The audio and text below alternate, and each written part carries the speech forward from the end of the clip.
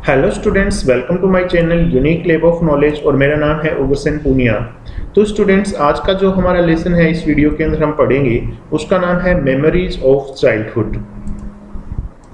इस लेसन के राइटर हैं स्टूडेंट्स जितकला शाह एंड बामा। तो दो राइटर हैं और स्टूडेंट्स ये जो लेसन है पूरा आपका मेमोरीज ऑफ चाइल्डहुड ये टू पार्ट्स के अंदर डिवाइडेड है। पहला पार्ट जो है वो है cutting of my long hair जो कि लिखा है जितकला शाह ने, और दूसरा जो पार्ट है उसका नाम है we too are human beings जो कि लिखा है बामा ने। तो दोनों जो राइटर हैं जितकला शाह और बामा, इन्होंने अपने रियल लाइफ का एक्सपीरियंस बताया है कि बचपन के अंदर जब ये छोटी थी तब इनके साथ किस तरीके से भेदभाव किया जाता था, किस तरीके से इनके साथ दूसरों से इनको अलग समझा जाता था और इन्होंने किस तरीके से जो पूर्वाग्रह है उसका सामना किया था। तो हम मेमोरीज ऑफ चाइल्डहुड नाम से ही आपको पता चल गया होगा कि जितकला शाह और बामा की जो बचपन की यादें हैं उनके बारे में ये लेसन है। तो हम इस लेसन का हिंदी ट्रांसलेशन शुरू करते हैं। उससे पहले आपको यहाँ पे दिया है बिफोर यू रीड, पढ़ने से पहले या लेसन को पढ़ने से पहले हम राइटर के बारे में या इस लेसन से संबंधित कुछ बातें हैं वो पढ़ेंगे। चलिए हम शुरू करते हैं। This unit presents autobiographical episodes. अब देखिए यहाँ पे आपको दे भी दिया है कि ये जो यूनिट है प्रेजेंट का अर्थ है प्रस्तुत करना, ऑटोबायोग्राफिकल एपिसोड्स एक ऑटोबायोग्राफिकल कड़ी है जो आपको बताई गई है, एपिसोड है जो आपको बताया गया है इसमें, यानी इनके जीवन के ऊपर है। राइटर जो हैं जितकला शाह और Bama. From the lives of two women from marginalised communities. अब दो औरतों के बारे में ये पूरा का पूरा जो लेसन है वो है, और दोनों औरतें हैं वो मार्जिनाइज्ड कम्युनिटीज से बिलोंग करती है। मार्जिनलाइज्ड कम्युनिटीज वो होती है स्टूडेंट्स जो कि लोअर दर्जे पर होती है, यानी निम्न स्तर पे होती है। एक होती है मेन स्ट्रीम जिसके अंदर मतलब उच्च जाति के लोग या मतलब अमीर लोग आ जाते हैं। एक होती है मार्जिनलाइज्ड कम्युनिटीज जो कि हाशिए पर रखा हुआ समाज होता है, जिनके पास ज़्यादा सुख सुविधाएं नहीं होती है, दूसरे लोग उनके साथ भेदभाव करते हैं, चाहे जाति को लेकर के करे चाहे धर्म को लेकर के करे, तो उनको मार्जिनलाइज्ड कम्युनिटीज कहते हैं। तो ये दोनों औरतें जो है जितकला शाह और बामा ये मार्जिनलाइज्ड कम्युनिटी से बिलोंग करती थी। तो इनके जीवन के बारे में ये लेसन है। Who look back on their childhood. अब देखिए यहाँ पे दिया है look back on their childhood, तो ये अपने बचपन को याद करती है। And reflect on their relationship, और अपने रिलेशनशिप को रिफ्लेक्ट करती है, बताती है with the main stream culture. Main stream culture के साथ इनका जो रिलेशनशिप है वो बचपन में कैसा था, यानी मुख्य धारा की जो लोग हैं, मेन स्ट्रीम कल्चर के जो लोग हैं उनके साथ इनका किस तरीके से रिलेशनशिप रहा था। मेन स्ट्रीम कल्चर के जो लोग थे उन्होंने किस तरीके से इनके साथ बिहेव किया था उसके बारे में ये बताती है। द फर्स्ट अकाउंट, पहला जो अकाउंट है, पहला जो विवरण है, is by an American Indian women. वो एक अमेरिकन इंडियन वुमेन के बारे में है। Born in the late 19th century, जो कि 19th सेंचुरी के अंतिम आखिरी दिनों के अंदर पैदा हुई थी। The second is by A contemporary Tamil Dalit writer, और दूसरा जो इसके अंदर अकाउंट है जिसका नाम है we too are human beings, वो एक कंटेम्परेरी यानी समकालीन तमिल दलित राइटर, अपने भारत के अंदर, इंडिया के अंदर तमिल दलित राइटर हैं जिनका नाम है बामा। तो एक तो उन्होंने बताया है, अपना अकाउंट बताया है बचपन का, किस तरीके से उनके साथ भेदभाव किया गया था, और एक है वो है अमेरिकन इंडियन वुमेन, उन्होंने बताया है कि उनके साथ किस तरीके से बचपन में बिहेव किया गया था। देखिए पहला जो अकाउंट है उसके बारे में आगे दिया है राइटर के बारे में, जितकला शाह के बारे में। यहाँ पे उनका पूरा नाम दिया है Gertrude Simmons Bonnin, born in 1876, जो कि 1876 में पैदा हुई थी। Was an extraordinary talented, वो एक असाधारण रूप से टैलेंटेड, प्रतिभाशाली एंड एजुकेटेड नेटिव अमेरिकन, और एक शिक्षित नेटिव अमेरिकन वुमेन थी। Who struggled and triumphed in A time, struggle मतलब संघर्ष किया था, तो जिसने संघर्ष किया था, एंड ट्रायम्फ्ड और जीत भी हासिल करी थी, इन ए टाइम एक ऐसे समय में व्हेन सीवियर प्रेजुडाइस प्रिवेल्ड, जब कठोर पूर्वाग्रह फैला हुआ था। सीवियर प्रेजुडाइस मतलब बहुत ज्यादा भेदभाव, प्रिवेल मतलब फैला हुआ था towards native American. Native American जो लोग थे उनके साथ बहुत ज़्यादा भेदभाव किया जाता था। Native American culture and women, और औरतों के प्रति भी बहुत ज़्यादा भेदभाव किया जाता था। तो उस दौरान उन्होंने स्ट्रगल किया अपने जीवन के अंदर, और अपने स्ट्रगल के अंदर ये सफल भी हुई थी और इन्होंने उस पर जीत भी हासिल करी थी। एज ए राइटर, एक राइटर के रूप में सी अडोप्टेड द पेन नेम, उन्होंने अडोप्ट का अर्थ होता है अपना लेना, तो एक राइटर के रूप में उन्होंने अपना लिया था द पेन नेम, एक पेन नेम ले लिया था, यानी एक निक नेम जितक्लासा, ये नाम उन्होंने अपना लिया था, अपना नाम रख लिया था। जो भी काम वो लिखती थी आर्टिकल वगैरह उनमें इस नाम से वो लिखती थी। एंड इन 1900 और सन 1900 में बिगेन पब्लिशिंग आर्टिकल्स, उन्होंने आर्टिकल प्रकाशित करने शुरू कर दिए criticising the Carlisle Indian school, और उन आर्टिकल के अंदर ये क्रिटिसाइज करती थी, आलोचना करती थी the Carlisle Indian school, Carlisle Indian school की। ये अमेरिका के अंदर स्कूल था जहाँ पर बहुत ज़्यादा भेदभाव किया जाता था जो मार्जिनलाइज्ड कम्युनिटीज के लोग होते थे उनके साथ, इसलिए स्कूल की वो आलोचना करती थी। हर वर्क्स क्रिटिसाइज डोगमा, अब देखिए आगे दिया है हर वर्क्स, यानी उनके जो भी वर्क्स थे, यानी उनकी बुक्स या कोई आर्टिकल वो लिखती थी उनमें वो क्रिटिसाइज करती थी, आलोचना करती थी डोगमा की। डोगमा क्या होता है? धर्म सिद्धांत बोल सकते हो आप इसको, कि कुछ लोग जो होते हैं वो एक विशेष धर्म को ही फॉलो करते हैं, दूसरे धर्म होते हैं उनकी रिस्पेक्ट नहीं करते हैं, तो उस सिचुएशन को या उस सिद्धांत को डोगमा कहते हैं कि एक ही धर्म को मानना, दूसरे को बिल्कुल भी महत्व ना देना। तो ये अपने आर्टिकल्स के अंदर डोगमा का क्रिटिसिज्म करती थी, आलोचना करती थी। And her life as a native American women, और इनका जो जीवन था एक नेटिव अमेरिकन वुमेन के रूप में वॉज डेडिकेटेड, समर्पित था, डेडिकेटेड था against the evils of operation. Evils कहते हैं बुराइयों को, ऑपरेशन कहते हैं उत्पीड़न को।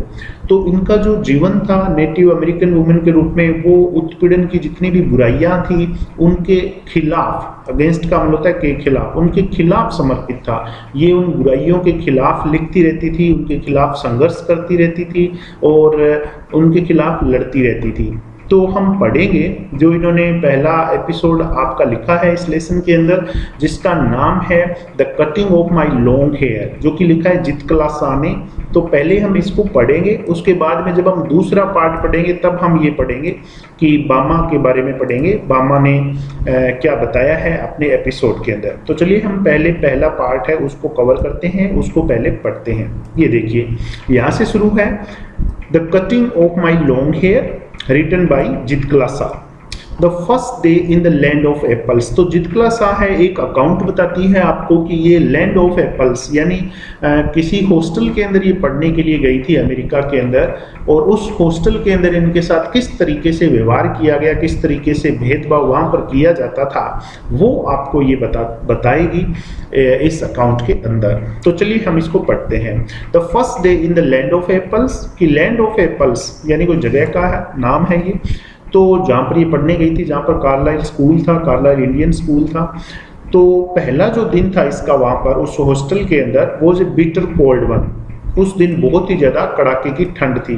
For the snow still cover the ground, और जो स्नो है यानी जो बर्फ है, स्टिल कवर द ग्राउंड, वो अभी भी ज़मीन के ऊपर पड़ी हुई थी, ज़मीन को कवर कर रखा था उसने। And the trees were bare, और पेड़ जो थे वो बेयर यानी उनकी पत्तियां हैं वो झड़ चुकी थी, बिल्कुल पतझड़ की ऋतु में जैसा होता है उस तरीके से पेड़ों की सारी पत्तियां नीचे झड़ चुकी थी। ए लार्ज बेल रैंग, तभी क्या होता है एक बड़ी घंटी बजती है फॉर ब्रेकफास्ट के लिए, ठीक है। इट्स लाउड मेटेलिक वॉइस, अब ये बता रही है कि इस घंटी की जो जोर की मेटेलिक वॉइस थी, यानी इसकी जो धात्विक आवाज थी इस घंटी की, crashing through the belfry overhead, crashing through the belfry. Belfry किसको कहते हैं स्टूडेंट्स? बेलफ्री आप तस्वीर में देख सकते हो, घंटाघर को बोलते हैं, जो कई शहरों के अंदर होता है, आपने देखा भी होगा। तो बेलफ्री तस्वीर के अंदर आप देख सकते हो, इस आकृति को बोलते हैं। तो जो मेटेलिक वॉइस थी उस घंटी की, वो बेलफ्री के ऊपर से होते हुए and into our sensitive ears, और हमारे संवेदनशील कानों तक आ रही थी उस घंटी की आवाज। The annoying clatter of shoes, और कौन सी आवाज सुनाई दे रही थी? देखिए, अनोइंग मतलब नाराज कर देने वाली, अच्छी नहीं लगने वाली। क्लैटर ऑफ शूज कहते हैं जूते पहन करके जैसे आप हार्ड सरफेस के ऊपर चलोगे, फर्श के ऊपर चलोगे, तो जो आवाज आती है चलने की जूतों की, उसको कहते हैं क्लैटर ऑफ शूज। तो जो अनोइंग क्लेट्रोप शूज थी, यानी नाराज करने वाली जूतों की जो आवाज़ थी, ऑन बेयर फ्लोर्स, नंगे फर्श पर, गेव अस नो पीस, उससे हमें बिल्कुल भी शांति नहीं मिल रही थी। यानी फर्श के ऊपर कुछ भी बिछाया हुआ नहीं था, कोई कालीन वगैरह, कोई गलीचा वगैरह, बिल्कुल बेयर फ्लोर थे वहाँ पे। तो कह रही है कि वो जो आवाज़ जूतों की आ रही थी वो हमें बिल्कुल भी शांति नहीं दे रही थी। द कंस्टेंट क्लेश ऑफ हार्श नॉइजेज, कंस्टेंट मतलब लगातार, क्लेश ऑफ हार्श नॉइजेज, ये जो शोर हो रहा था इसकी आपस में लगातार टकराहट हो रही थी, यानी घंटी की आवाज़ आ रही थी, जूतों की आवाज़ भी आ रही थी। With an undercurrent of many voices, undercurrent कहते हैं, आप इसका अर्थ ले सकते हो अंतर्भाव से, अंतर्भाव कह सकते हो या अंतर प्रवाह भी आप इसको बोल सकते हो। तो जो अंडर करंट है ऑफ मेनी वॉइसेस, बहुत सारी आवाजों का, murmuring an unknown tongue, murmur का अर्थ होता है बड़बड़ाना, अननोन टंग कहते हैं एक अनजान भाषा। तो यहाँ पे इतना सारा शोर हो रहा था, उसमें ये सारे शोर आपस में टकरा रहे थे, वहाँ पर एक बहुत सारी आवाज़ों की बड़बड़ाहट हो रही थी, और वो जो आवाज़ थी वो अननोन टंग थी, यानी अनजान भाषा थी। जैसे राइटर को जो भाषा आती थी उस भाषा के अंदर नहीं, बल्कि कुछ अलग भाषा के अंदर वहाँ पर बड़बड़ाहट हो रही थी, आवाज़ें लगाई जा रही थी। मेड ए बेडलम, और इससे क्या हो रहा था, बेडलम कहते हैं शोरगुल हो, बेडलम यानी ऐसा स्थान जहाँ पर बहुत ज़्यादा कन्फ्यूजन हो, बहुत ज़्यादा शोर शराबा हो, उसको बोलते हैं। तो इन सारी आवाज़ों से एक शोरगुल हो रहा था, बहुत ज़्यादा कन्फ्यूजन सा पैदा हो गया था। विद इन विच, और इस कन्फ्यूजन के अंदर, इस शोरगुल के अंदर, आई वॉज सिक्योरली टाइड, मैं सुरक्षित रूप से बंधी हुई थी। बंधी हुई होने का मतलब फंसी हुई थी, यानी इस सिचुएशन के अंदर मैं फंस गई थी, वहाँ से निकल नहीं पा रही थी। And through my spirit toward itself, अब क्या कह रही है ये, एंड थ्रू, हालांकि my spirit tore itself in struggling, मेरी जो आत्मा है, स्पिरिट, वो स्ट्रगल कर रही थी, संघर्ष कर रही थी, फॉर इट्स लॉस्ट फ्रीडम, अपनी खोई हुई आज़ादी को प्राप्त करने के लिए।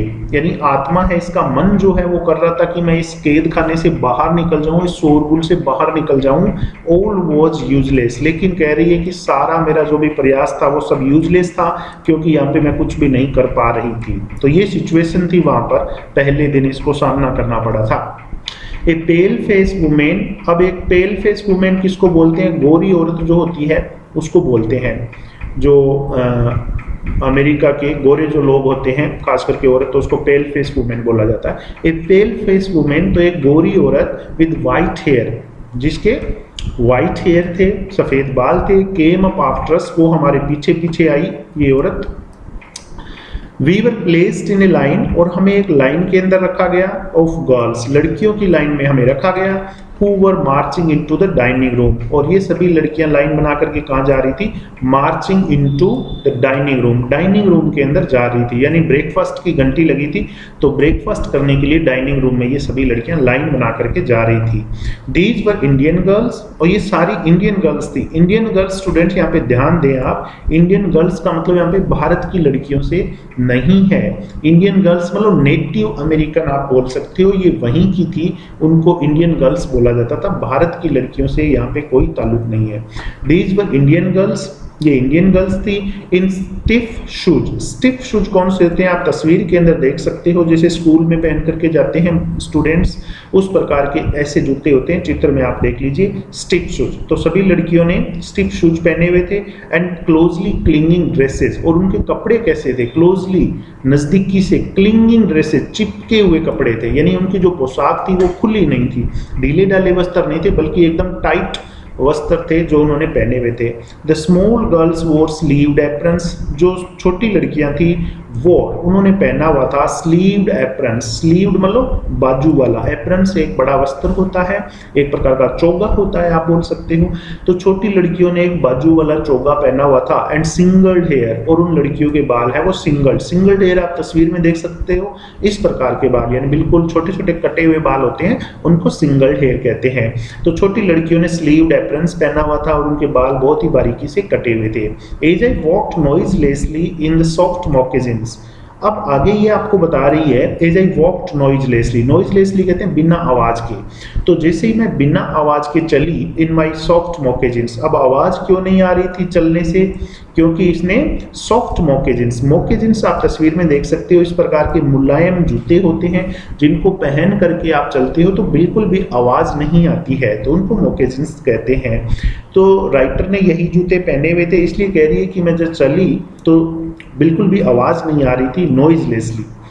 आई felt like sinking to the floor. अब देखिए यहाँ पे क्या हुआ था, सिंकिंग टू द फ्लोर का अर्थ होता है बहुत ही ज्यादा मतलब शर्म महसूस करना, बहुत ही ज्यादा अपमानित महसूस करना, जैसे ऐसा महसूस करना कि जमीन फट जाए और मैं उसके अंदर चली जाऊं, इस प्रकार की कंडीशन थी। तो ये कह रही है I felt like sinking to the floor, मैंने बहुत ही ज्यादा शर्म महसूस करी। For my blanket had been stripped, अब शर्म क्यों आई थी उसका कारण यहाँ पे आगे बताया हुआ है। फॉर माई ब्लैंकेट, क्योंकि मेरा जो ब्लैंकेट था, जो कंबल था, हैड बीन स्ट्रिप्ड, उसको उतार दिया गया था। स्ट्रिप मतलब उतार देना, फ्रॉम माई शोल्डर्स, मेरे कंधों से कंबल है उसको उतार दिया गया था, इसलिए बहुत ज्यादा इसको शर्म आई, बहुत ज्यादा इसने अपने आप को लज्जित महसूस किया वहां पर। आगे कह रही है I looked hard at the Indian girls, उसके बाद में मैंने लुक हार्ड का अर्थ होता है गुस्से से देखना, थोड़े से मतलब कठोर निगाहों से देखना, एट द इंडियन गर्ल्स, जो इंडियन लड़कियां थी वहां पर, इंडियन गर्ल्स थी, यानी थी अमेरिका की, भारत की नहीं थी ये, इंडियन गर्ल्स इनको कहा जाता था। I looked hard at the Indian girls, मैंने इंडियन गर्ल्स जो वहां पे थी उनको थोड़ा सा गुस्से से देखा। Who seemed not to care, जो बिल्कुल भी परवाह नहीं कर रही थी, that they were even more immodestly dressed than I, किस बात की उनको परवाह नहीं थी, दैट की दे were even more immodestly dressed, कि वे इमोडेस्टली ड्रेस्ड थी, देन आई, मेरी तुलना में, यानी मेरे से ही ज्यादा खराब कपड़े उन्होंने पहने हुए थे। इमोडेस्टली ड्रेस मतलब बहुत ही बेढंगे वस्त्र, बहुत ही ज्यादा अश्लील टाइप के वस्त्र जिसके अंदर शरीर वगैरह थोड़ा दिखता हो, जो शालीन नहीं कहे जा सकते, उसको बोल सकते हो आप इमोडेस्टली ड्रेस्ड। तो यहाँ पे कह रही है कि मैंने उनको गुस्से से देखा क्योंकि उन लड़कियों को बिल्कुल भी परवाह नहीं थी, they were even more immodestly dressed than I, कि उन्होंने मेरे से भी ज्यादा बेढंगे बेहुदे वस्त्र है वो पहने हुए थे, अश्लील वस्त्र पहने हुए थे। In their tightly fitting clothes, कैसे वस्त्र थे, टाइटली फिटिंग, मजबूती से फिट आने वाले कपड़े उन्होंने पहने हुए थे, बिल्कुल स्किन के चिपके हुए कपड़े उन सभी ने पहने हुए थे। वाइल वी मास्ड इन, अब आगे आपको राइटर बता रही है वाइल वी मास्ड इन, कि जब हम अंदर प्रवेश कर रहे थे डाइनिंग रूम के अंदर ब्रेकफास्ट करने के लिए, जब सारी लड़कियां जा रही थी लाइन बना करके, तो कह रही है वाइल वी मास्ड इन, जब हम अंदर प्रवेश कर रहे थे, the boys entered at an opposite door, तो लड़कों ने सामने वाले दरवाजे से प्रवेश किया। I watched for the 3 young braves, ये कह रही है I watched for the 3 young braves, 3 young braves यानी 3 छोटे छोटे लड़के, तो मैंने 3 छोटे छोटे लड़कों को देखा, who came in our party, वो हमारी पार्टी में शामिल हो गए, यानी ब्रेकफास्ट करने के लिए वो भी आए थे, हमारे दल में आकर के वो शामिल हो गए। आई स्पीड देम, स्पीड स्पाई का तो छुप करके देखना, यहाँ पे सेकंड फॉर्म है, आई स्पीड देम, मैंने उनको छुप करके देखा, इन द रियर रैंक्स, पिछली रैंक्स के अंदर खड़े हुए, यानी पिछली लाइन के अंदर खड़े हुए थे वो, तो मैंने उनको नजरें बचा करके देखा। Looking as uncomfortable as I felt, और वे उतने भी अनकंफर्टेबल लग रहे थे एज आई फेल्ट, जितना मैं महसूस कर रही थी, यानी जितनी मैं असहज वहां पर लग रही थी उतनी ही असहज वो 3 जो बच्चे थे वो भी लग रहे थे। स्मॉल बेल वॉज टैप्ड, तभी क्या हुआ, एक छोटी सी घंटी बजी, and each of the pupils Drew A chair, और जितने भी वहां पे प्यूपिल्स थे यानी शिष्य जो थे, स्टूडेंट्स जो थे वहां पर, Drew a chair from under the table, Drew a chair, उन्होंने चेयर को खींच लिया, निकाल लिया, from under the table, table के नीचे से चेयर जो लगी हुई थी उसको खींच करके बाहर निकाल लिया। छोटी घंटी बजने पर जितने भी वहां पे स्टूडेंट्स थे उन्होंने टेबल के नीचे से अपनी अपनी कुर्सियां बाहर निकाल ली। सपोजिंग दिस एक्ट मीन्ट, ये सोचते हुए दिस एक्ट मीन्ट कि इस कार्य का मतलब था दे वर टू बी सीटेड, कि उनको बैठना था। अब राइटर ने क्या सोचा कि घंटी लगी है, कुर्सियां निकाली है इन्होंने, इसका मतलब अब कुर्सियों के ऊपर बैठना है। आई पुल्ड आउट माइन, मैंने अपनी चेयर को बाहर निकाला, एंड एट वंस, और तुरंत ही स्लिप्ड इनटू इट, इसके ऊपर फिसल गई यानी बैठ गई, फ्रॉम वन साइड, एक साइड से मैं कुर्सी पर बैठ गई। इसको लगा कि अब घंटी लगी है, कुर्सियां निकाल रहे थे सभी बच्चे, तो इसने भी सोचा कि अब बैठना ही है, तो इसने कुर्सी निकाल करके बाहर और उस कुर्सी के ऊपर ये बैठ गई एक तरफ से। But when I turn my head, जब मैंने अपना सिर घुमाया, आई सॉ दैट, तो मैंने देखा कि I was the only one, मैं ही एकमात्र थी, सीटेड, जो बैठी हुई थी, यानी केवल मैं ही बैठी हुई थी। एंड ऑल द रेस्ट, और बाकी के सारे जो स्टूडेंट्स थे एट अवर टेबल, हमारी टेबल पर, रिमेन्ड स्टैंडिंग, वो खड़े हुए थे, कोई भी नहीं बैठा था, केवल बैठने वाली मैं अकेली थी, बाकी सारे के सारे जो स्टूडेंट थे वो खड़े हुए थे। Just as I began to rise, ठीक जैसे ही मैंने खड़ा होना शुरू किया, अब इसको भी शर्म आई, इतने लोगों के सामने, इतने स्टूडेंट्स के सामने ये बैठ गई जबकि बाकी सब खड़े हुए थे। तो ये कह रही है कि जैसे ही मैंने खड़ा होना शुरू किया, लुकिंग साइली, साइली का अर्थ होता है बहुत ही शर्माते हुए, बहुत ही शर्म आ रही थी इसको, looking shyly around to see, और मैं चारों तरफ देख रही थी, how chairs were to be used, कि इन चेयर्स का किस तरीके से यूज किया जाना है। और ये खड़ी भी हो रही थी साथ में, क्योंकि कोई बैठा ही नहीं था, इसलिए वापस ये खड़ी हो रही थी और देख भी रही थी इधर उधर कि कैसे यूज करना है चेयर का। ए सेकेंड बेल वॉज साउंडेड, तभी एक दूसरी घंटी सुनाई दी, साउंड का अर्थ होता है सुनाई देना, बजना, तो तभी एक और घंटी बजी। All were seated at last, सभी स्टूडेंट्स आखिरकार बैठ गए कुर्सियों पर, सभी अपनी अपनी चेयर्स के ऊपर बैठ गए। And I had to crawl back, और मैं, क्रॉल बैक का अर्थ होता है फिर से रेंग कर चले जाना। I had to crawl back into my chair again, और मैं अपनी चेयर के ऊपर फिर से रेंगते हुए चली गई, यानी फिर से धीरे से मैं कुर्सी के ऊपर बैठ गई। I heard a man's voice, उसके बाद मैंने एक आदमी की आवाज़ सुनी, at one end of the hall, hall के एक किनारे से मैंने एक आदमी की आवाज़ सुनी। And I looked around to see him, और मैं पीछे घूमी उसे देखने के लिए, पीछे की तरफ गर्दन की कि किसने आवाज़ लगाई है, कौन है। बट ऑल द अदर्स, लेकिन बाकी के सारे जो बच्चे थे, हंग देयर हेड्स, उन्होंने अपने सिर लटका रखे थे, ओवर देयर प्लेट्स, अपनी अपनी प्लेट्स के ऊपर, यानी वो ब्रेकफास्ट कर रहे थे, अपनी अपनी प्लेट्स के ऊपर उन्होंने अपने अपने सिर लटकाए हुए थे, नाश्ता कर रहे थे, जबकि ये घूम करके देख रही थी कि किसने आवाज़ लगाई है। As I glanced at the long chain of my table, glance का मतलब होता है घूरना, घूर करके देखना। As I glanced at the long chain of tables, जैसे ही मैं, जो टेबल की एक लंबी चेन बनी हुई थी वहाँ पर, एक लंबी लाइन बनी हुई थी वहाँ पर, उसको मैं घूर करके देख रही थी। आई caught the eyes of A pale face women upon मी, तभी मैंने देखा, तो पेल फेस वुमेन का मतलब वही आ गया फिर यहाँ पे गोरी औरत, तो ये कह रही आई caught the eyes of A pale face women, तो एक जो गोरी औरत थी, अपॉन मी, उसने मेरे ऊपर नजरें गड़ाई हुई थी, यानी वो मेरे को देख रही थी। इमीडिएटली, तुरंत ही, आई ड्रॉप्ड माई आईज, मैंने अपनी नज़रों को नीचे कर लिया। वंडरिंग, ये सोचते हुए, why I was so keenly watched, ये सोचते हुए, अब क्या सोच रही थी, क्या दिमाग में आ रहा था, why I was so keenly watched, keenly watched का मतलब होता है बहुत ही गहराई से देखना, निगरानी रखना। अब ये इसके दिमाग में ये आ रहा था कि मेरे को इतनी गहराई से क्यों देखा जा रहा है, मेरे को ये जो पेल फेस वुमेन है, ये अंग्रेज औरत है, गोरी औरत है, ये मेरे को इतनी मतलब नजरें गड़ा करके क्यों देख रही है। बाई द स्ट्रेंज वुमेन, यानी ये अजीब सी औरत के द्वारा मेरे को ऐसे क्यों देखा जा रहा है, ये सोच करके इसने अपनी नजरें नीचे कर ली। The man seized is muttering, उसके बाद में जो आदमी था जिसकी आवाज आ रही थी, सीज्ड, बंद हो गया, हिज मटरिंग, उसने अपनी मटरिंग यानी अपनी बड़बड़ाहट को बंद कर दिया, जो बोल रहा था वो बंद होगी। And then a third bell was tapped, और उसके बाद में क्या हुआ, एक तीसरी घंटी बजी, 2 घंटियां पहले लग चुकी थी, अब तीसरी घंटी है, उसकी आवाज आई, तीसरी घंटी बजी।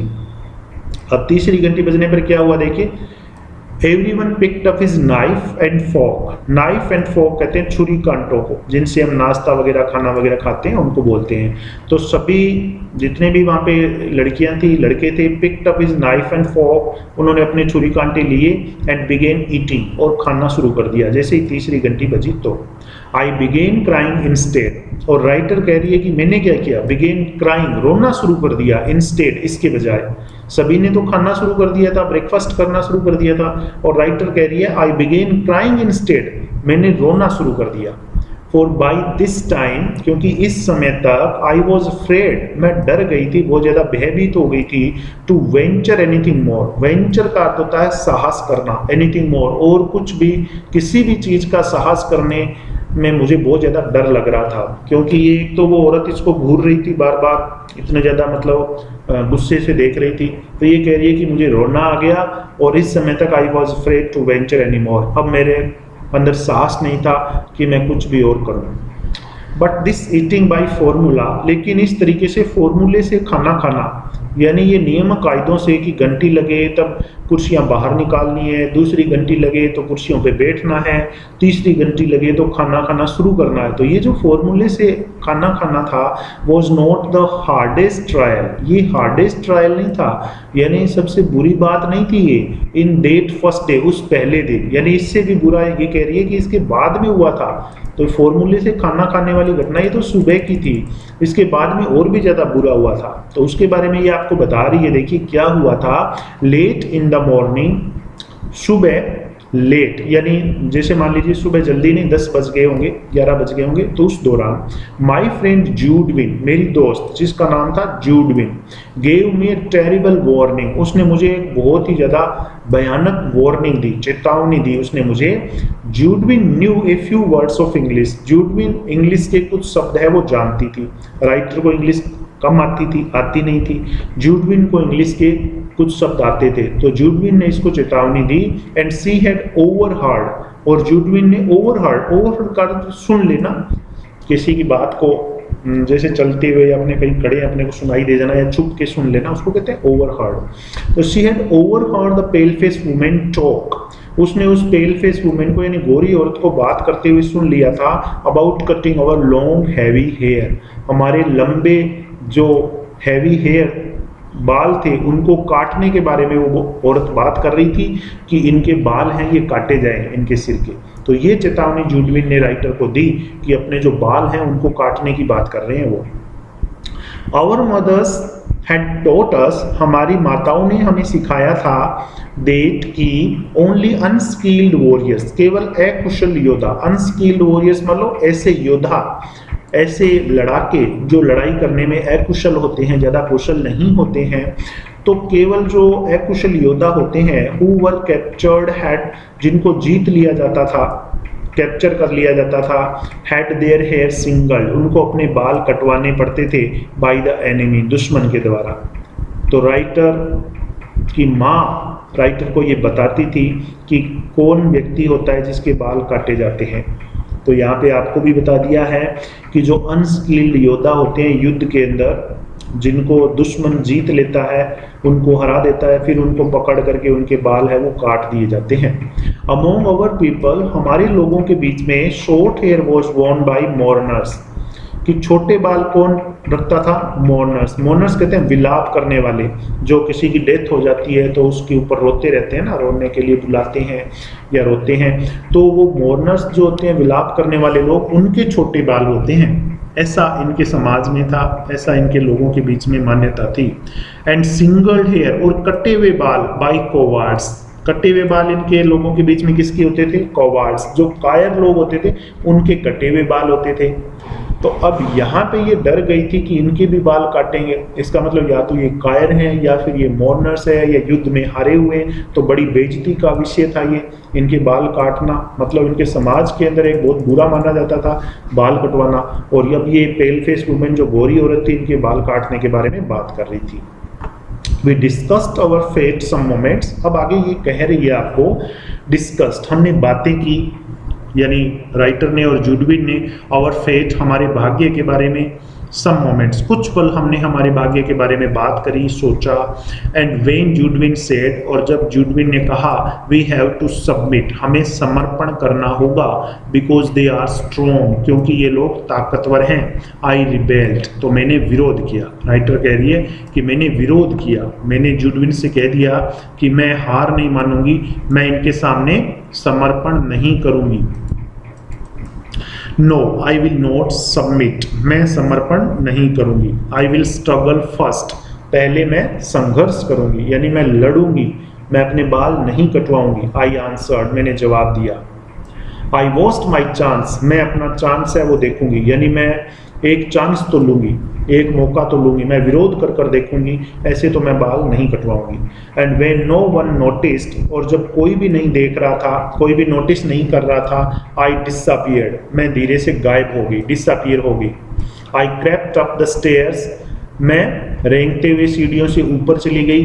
As quietly as I could, उतनी शांति से जितनी शांति से मैं जा सकती थी। इन माई स्क्वीकिंग शूज, मेरे स्क्वीकिंग शूज के अंदर। अब पहले तो इसने मोकासिन्स पहने हुए थे जो आवाज नहीं करते थे, लेकिन अब ये कह रही है स्क्वीकिंग शूज, यानी स्क्वीकिंग शूज वो होते हैं जो चलने पर आवाज करते हैं, चूं चूं चीं चीं की आवाज आती है, छोटे बच्चों को पहनाते हैं अपने घरों के अंदर, तो उस प्रकार के जूतों को बोला जाता है। तो ये कह रही है मैं धीरे धीरे सीढ़ियों से ऊपर चली गई, जितनी शांति से मैं जा सकती थी उन आवाज करने वाले जूतों के अंदर, उतनी शांति से मैं ऊपर गई। अब इसने बताया भी है कि इसके मोकासिन्स कहाँ चले गए। माई मोकासिन्स, मेरे जो मोकासिन्स थे, हैड बीन एक्सचेंज्ड, उनको बदल दिया गया था फॉर शूज, इन जूतों से, यानी वो जूते इससे उतरवा लिए गए थे और उसकी जगह ये आवाज करने वाले जूते इसको दे दिए गए थे।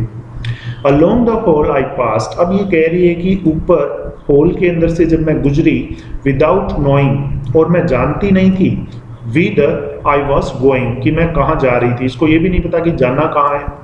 Turning aside to an open door, एक खुले दरवाजे की तरफ मुड़ते हुए, I found a large room, मुझे एक बड़ा सा कमरा मिल गया, with 3 white beds in it, और उस कमरे के अंदर 3 वाइट बेड लगे हुए थे, 3 सफेद बिस्तर हैं वो लगे हुए थे। द विंडोज वर कवर्ड, और जो खिड़कियां हैं वो कवर थी पूरी तरह से, with dark green curtains, curtains कहते हैं पर्दों को, तो गहरे हरे रंग के पर्दों से खिड़कियां हैं वो बिल्कुल कवर थी। और जिस कमरे के अंदर ये चली गई थी उसके अंदर बेड लगे हुए थे 3, और पर्दे लगे हुए थे खिड़कियों पर हरे एकदम, which made the room very dim, और उन पर्दों की वजह से जो कमरा था वो बहुत ही ज्यादा डिम था। डिम मतलब बिल्कुल भी रोशनी नहीं आ रही थी अंदर, सूरज की किरणें बिल्कुल भी अंदर नहीं आ रही थी। Thankful that no one was there, अब ये कह रही है कि कोई आसपास नहीं था, इसके लिए मैं बहुत ही भाग्यशाली थी। I directed my steps towards the corner, अब कह रही है आई डायरेक्टेड माई स्टेप्स, मैंने अपने कदमों को डायरेक्ट किया, यानी मैं गई टूवर्ड द कॉर्नर, उस कोने की तरफ, फारदेस्ट फ्रॉम द डोर, जो दरवाजे से सबसे ज्यादा दूर था, फारदेस्ट मतलब सबसे ज्यादा दूर। तो कह रही है कि मैं कमरे का वो कोना, उस कोने की तरफ गई जो दरवाजे से सबसे ज्यादा दूर था। ऑन माई हैंड्स एंड नीज, अब कह रही है कि अपने हाथों के बल, एंड नीज, और अपने घुटनों के बल, आई क्रोल्ड अंडर द बेड, मैं बिस्तर के नीचे रेंग कर चली गई। क्रोल्ड मतलब रेंगते हुए चली गई, हाथों के बल और घुटनों के बल। आप यहाँ पर स्टूडेंट्स तस्वीर के अंदर देख सकते हैं कि किस तरीके से ये बिस्तर के नीचे चली गई थी, आपको दिख रहा है यहाँ पे। And huddled my self in the dark corner, huddled का अर्थ होता है सिकुड़ करके बैठ जाना एकदम से, इन द डार्क कॉर्नर, और मैं उस अंधेरे कोने के अंदर सिकुड़ करके बैठ गई थी। फ्रॉम माई हाइडिंग प्लेस, और मेरे छुपे हुए स्थान से, यानी जिस स्थान पर मैं छुपी थी वो मेरा हाइडिंग प्लेस था, छुपने का स्थान, तो उस स्थान से आई पीयर्ड आउट, मैंने बाहर झांक कर देखा। पीयर आउट का होता है झांक करके बाहर देखना, चित्र में देखो किस तरीके से ये देख रही है नीचे छुपे छुपे। सडरिंग विद फियर, सडरिंग का अर्थ होता है कांपना, सडरिंग विद फियर, भय से कांपते हुए। When ever I heard foot steps, जब भी मैं कदमों की आवाज सुनती, नियर बाई पास में, जब भी नजदीक मुझे कोई कदमों की आवाज सुनाई देती तो मैं डर से कांपने लग जाती थी। तो इन द होल, होल के अंदर loud voices were calling my name, जोर जोर की आवाजें आ रही थी, और वो आवाजें क्या कर रही थी, कॉलिंग माई नेम, मेरे नाम को पुकार रही थी, यानी सभी लोग इसको ढूंढ रहे थे, इसका नाम ले लेके इसको पुकार रहे थे। एंड आई न्यू दैट, और मैं जानती थी कि इवन जूडविन, की जो मेरी सहेली थी जूडविन, वाज सर्चिंग फॉर मी, कि वो भी मुझे ढूंढ रही थी। अब इसको सारे लोग ढूंढ रहे थे, इसकी सहेली जूडविन में ढूंढ रही थी, और ये अपने बेड के नीचे आकर के छुप गई थी। I did not open my mouth to answer, तो मैंने अपना मुंह नहीं खोला आंसर करने के लिए, जवाब देने के लिए। आवाज इसको सुनाई दे रही थी, सभी लोग पुकार रहे थे, लेकिन कह रही है कि मैंने जवाब नहीं दिया किसी का। Then the steps were quicken, quicken मतलब तेज हो गए, उसके बाद में कदमों की आवाज जोर जोर से आने लगी।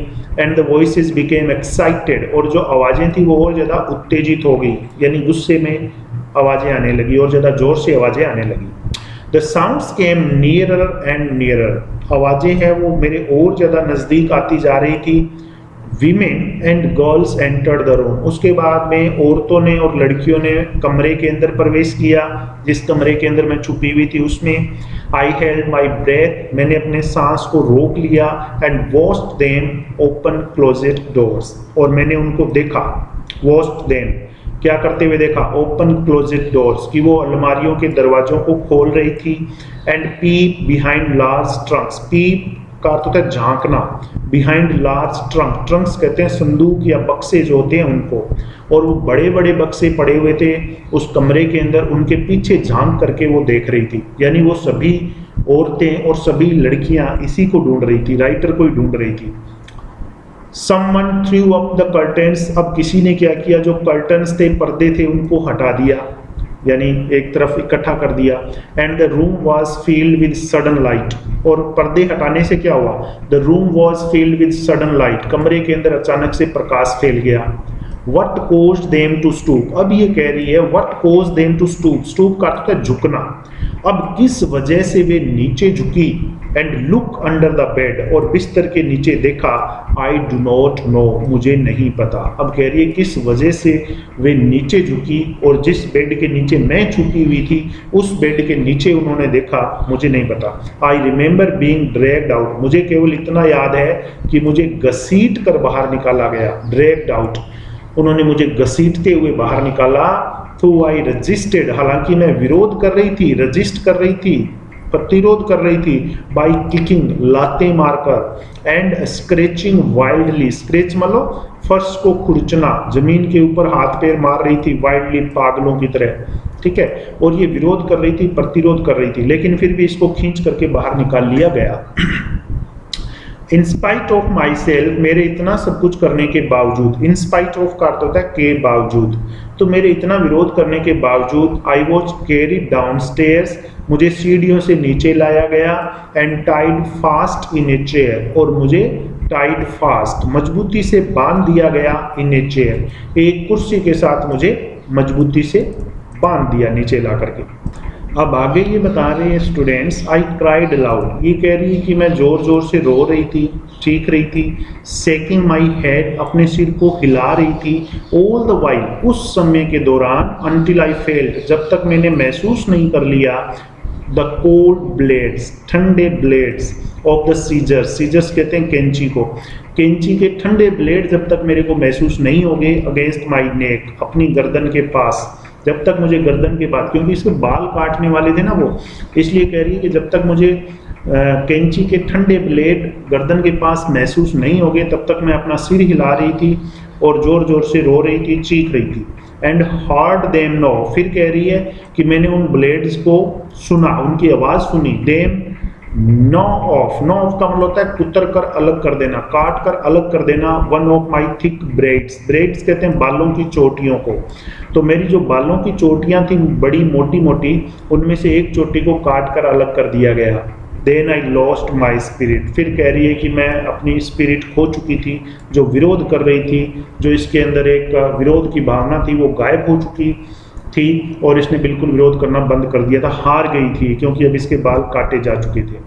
Since the day I was taken from my mother, ये कह रही है कि उस दिन से, I was taken from my mother, जब से मुझे अपनी माँ के पास से लाया गया था। आई हैड सफर्ड एक्सट्रीम इनडिग्निटीज, ये कह रही है कि मैं बहुत ज़्यादा सफ़र हुई थी, और किस चीज़ से सफ़र हुई थी? एक्सट्रीम इनडिग्निटीज, एक्सट्रीम मतलब अत्यधिक, इनडिग्निटीज कहते हैं अपमान को, बेइज्जती को। तो जब से मुझे अपनी माँ के पास से लाया गया था और मैं यहाँ पे आई थी इस हॉस्टल के अंदर, स्कूल के अंदर, मैं बहुत ही ज़्यादा अपमान सहन करती जा रही थी। People had stared at me, लोग मुझे घूरते थे, स्टेयर का मतलब घूरना।